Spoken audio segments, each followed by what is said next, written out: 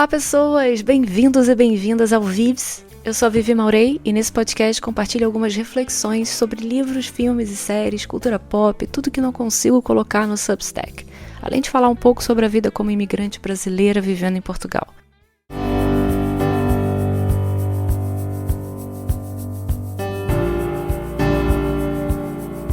Minha amiga Joana, lisboeta e muito boa pessoa, com quem eu partilho uma amizade muito bonita e recente, me mandou uns vídeos que me deram ideia para o episódio de hoje. Eles me fizeram pensar bastante. Mas o curioso é que eu fiquei pensando, obcecando, na verdade, não apenas pelo que disseram, mas pelo que não disseram. Nos dois vídeos, os locutores falam sobre conversa versus conexão. Conversa em tempo real, ao vivo, olho no olho, versus a vida conectada virtualmente, das mensagens, das redes ou mídias sociais, que seja. Em ambos, eles sugerem que o fato de você se conectar com muitos não significa que você não estará sozinho. Pelo contrário, você vai acabar ainda mais solitário, porque o que alimenta um sentimento de amparo, de amizade, de amor, é a troca profunda, nesse caso, ao vivo, através de conversas. Embora eu concorde com o que foi dito, não necessariamente com tudo, mas eu concordo de maneira geral com isso, eu senti uma pulguinha atrás da orelha, uma espécie de alerta, e eu acho que tem a ver com semântica. Sabe quando você concorda com o que está sendo dito, mas ainda assim franze a testa? Aí eu fui tentar entender por quê eu estava tão resistente. Porque pra mim, desde que eu me percebo como gente, pra você ter qualquer tipo de conexão com alguém, o que eu venho dizendo aqui no podcast desde o primeiro episódio, você obviamente precisa conversar e conhecer as pessoas. Não é um emoji de berinjela ou de paz e amor, ou até mesmo de live long and prosper, que vai me conectar com alguém. Eu sei que não foi o que eles queriam dizer no vídeo, mas me fez pensar sobre o significado de conexão hoje em dia e o peso que a gente dá para esse significado. Me parece que por estarmos vivendo num período de conexões virtuais, o próprio significado da palavra mudou. Intuitivamente, eu diria, a gente entende que a conexão verdadeira acontece através, obviamente, de uma conversa, de uma escuta ativa, da presença do outro, da troca. E uma conversa não é só falar, existe um espaço criado onde algo entre duas ou mais pessoas pode emergir. E nesse sentido, a conexão é um fruto dessa conversa e não algo separado dela. Mas na cultura digital isso muda. A gente, entre aspas aqui, se conecta com alguém ao dar like, enviar um emoji, curtir um story, trocar meia dúzia de palavras num chat. São interações rápidas, superficiais. Mas isso, pelo jeito, vem sendo chamado de conexão. A tecnologia mudou o verbo, cara. E mudou o sentido também da palavra. Essa conexão virou algo mais amplo, mais raso, quase sinônimo de contato, mas não necessariamente de intimidade ou entendimento.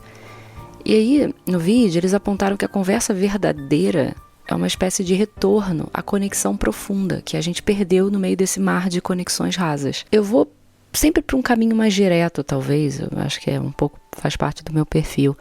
Mas para mim, conexão existe quando há troca verdadeira, independente, Enfim, eu acho que eu tô sendo meio simplista demais, Tem uma outra coisa que os vídeos abordam, mais o segundo, que é do TED Talk, eu vou deixar os links aqui lá no Substack, para quem tá escutando no Spotify, tá no link do Substack.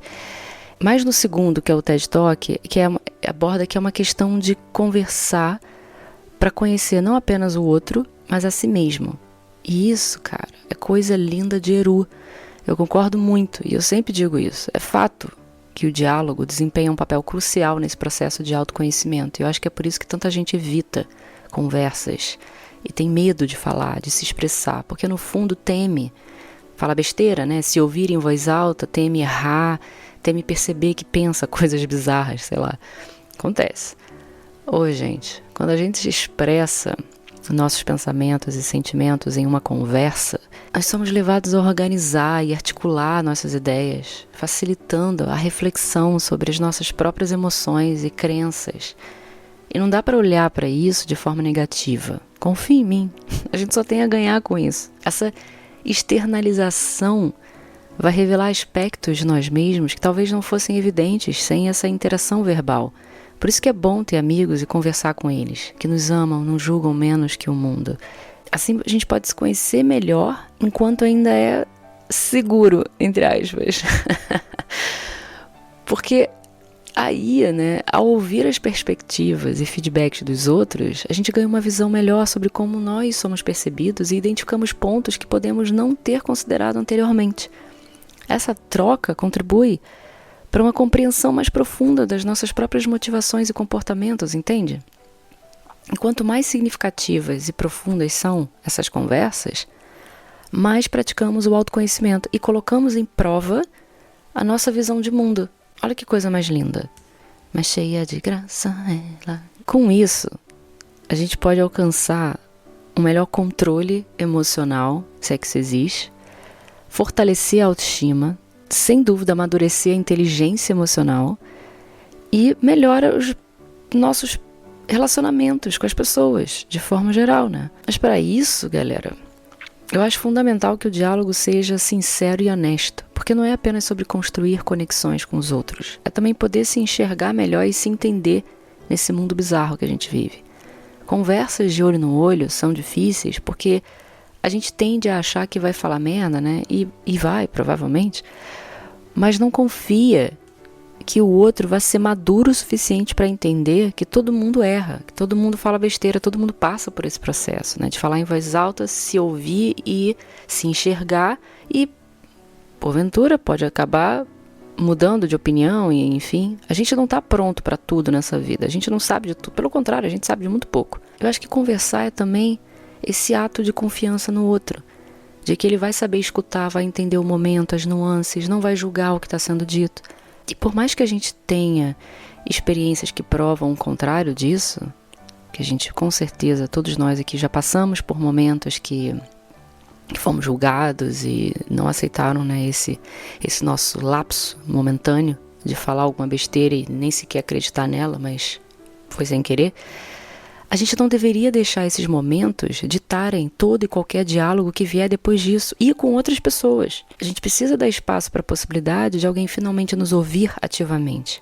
Até porque cada pessoa é diferente, né? E traz coisas diferentes de nós mesmos na conversa. Vocês já não passaram por isso? Que às vezes você está com uma pessoa que tira o melhor de você e você fala coisas legais, fala coisas, sei lá, inteligentes, sábias, e corta para um outro momento com uma outra pessoa que tira o pior de você e você só fala besteira. Quando você vai ver, meu Deus, o que é isso? O que está acontecendo comigo? Quem é essa pessoa que está falando? Acontece. E essa interação humana é fundamental para a nossa evolução. A gente já sabe disso, né? Para a evolução da humanidade. Mas a questão que foi colocada nos vídeos, além disso que eu já falei, é sobre também que tipo de interação prejudica ou favorece essa conexão profunda. E por um lado, as conversas presenciais oferecem uma riqueza de comunicação que vai muito além das palavras. Você, de fato, tem elementos não verbais, como expressões faciais, tom de voz e linguagem corporal.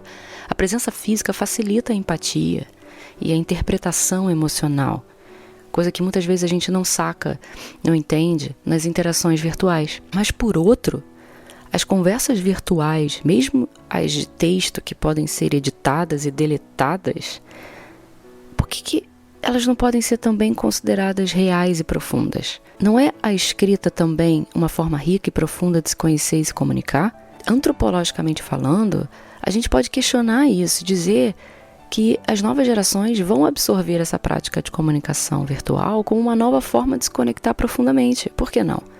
E a gente precisa levar em conta a velocidade com que um adolescente hoje digita no celular para mandar uma mensagem de texto. Você já viu um adolescente mexendo no celular e digitando? Cara, sério, não há... Eu acho, né, que às vezes não há nem espaço, nem tempo para edição.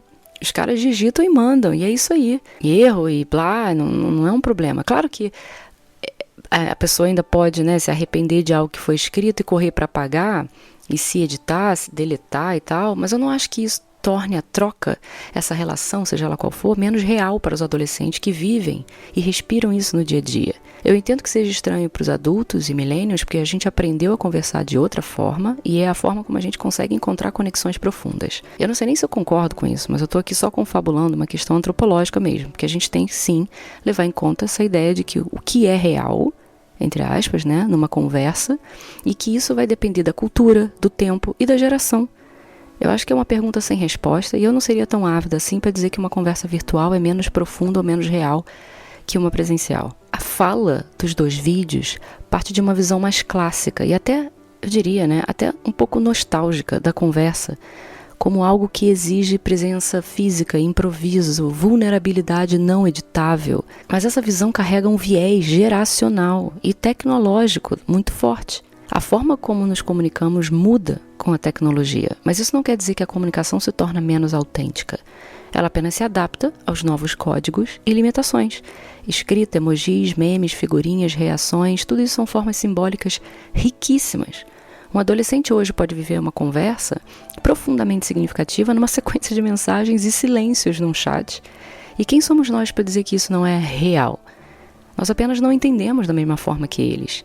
Além disso, tem algo potente nessa tensão semântica, conversa versus conexão e real versus digital. A possibilidade de editar, apagar, revisar, que é vista nos vídeos como um problema, mas que pode ser para muita gente uma chance de se expressar melhor, com mais cuidado, ou até mesmo se expressar, porque de outra forma não conseguiria, dependendo, sei lá, do grau de espectro de autismo, por exemplo, ou de outras questões.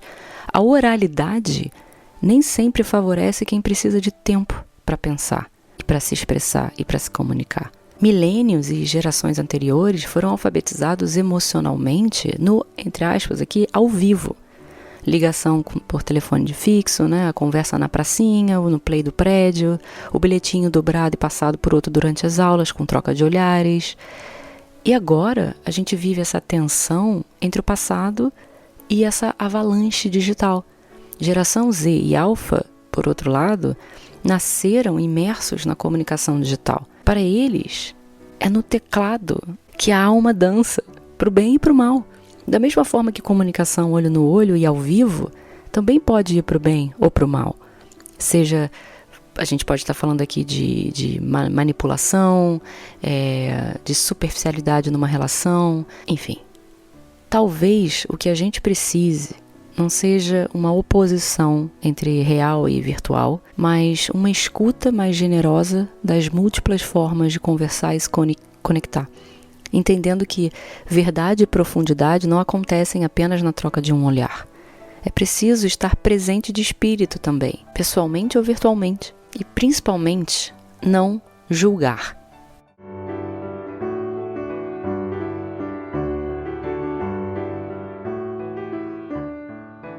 Acho que eu concordei e discordei dos vídeos e de mim mesma e eu tô orgulhosa de mim por isso. Eu não quero respostas definitivas aqui.